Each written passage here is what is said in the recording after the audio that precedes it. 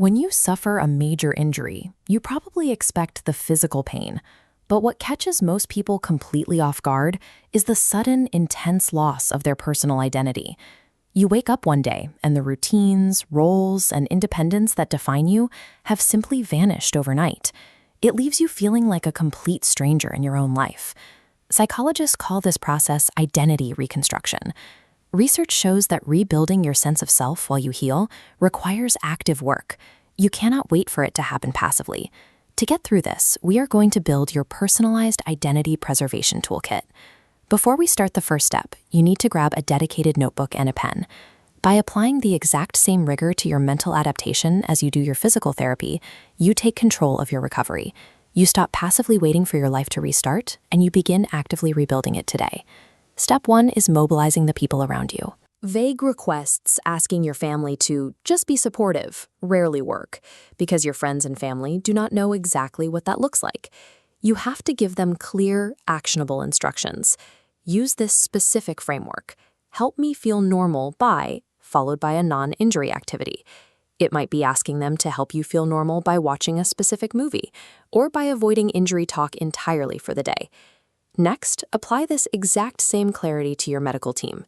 Your physical healing, psychological adaptation, and nervous system regulation are all happening simultaneously.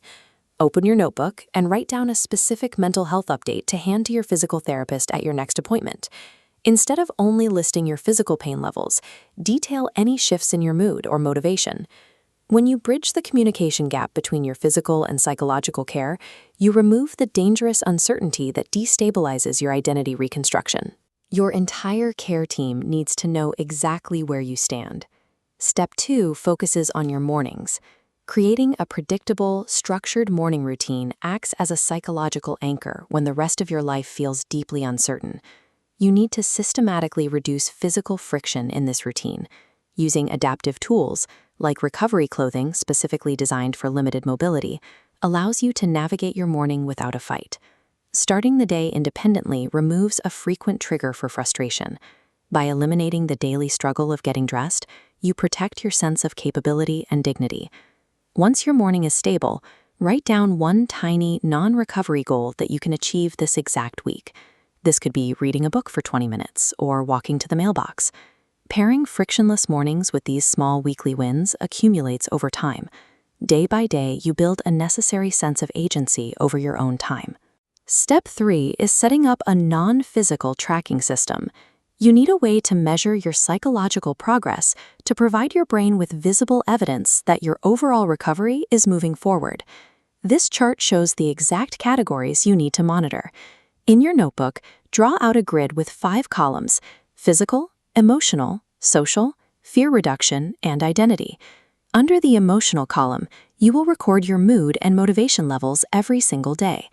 Moving to the social engagement column, log your conversations and any social outings on a strict weekly basis.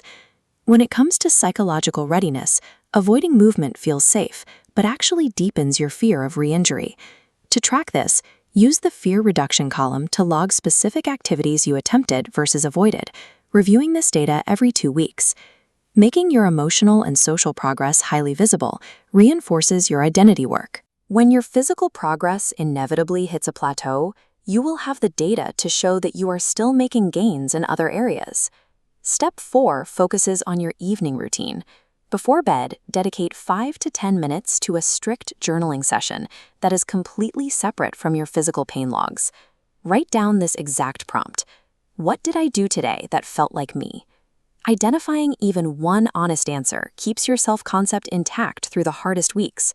As you log these answers, you also need to actively look out for red flags, indicating your daily habits are no longer enough to support your nervous system.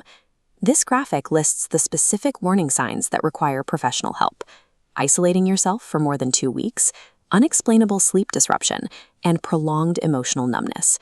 Tracking this single prompt every evening builds a continuous narrative of who you are, while giving you a crucial early detection system for deeper psychological issues.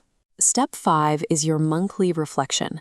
At the end of each month, look back through your notebook and identify 3 tangible ways you showed up as yourself, entirely independent of the injury. Many patients exhaust themselves trying to force a return to the exact person they were before the trauma. The ultimate goal is an evolved identity, one that includes the resilience, self-knowledge, and perspective that only adversity can build. Grab your notebook. By setting up your tracking chart and answering tonight's prompt, you move from being a passive medical patient to someone who is actively directing their own recovery.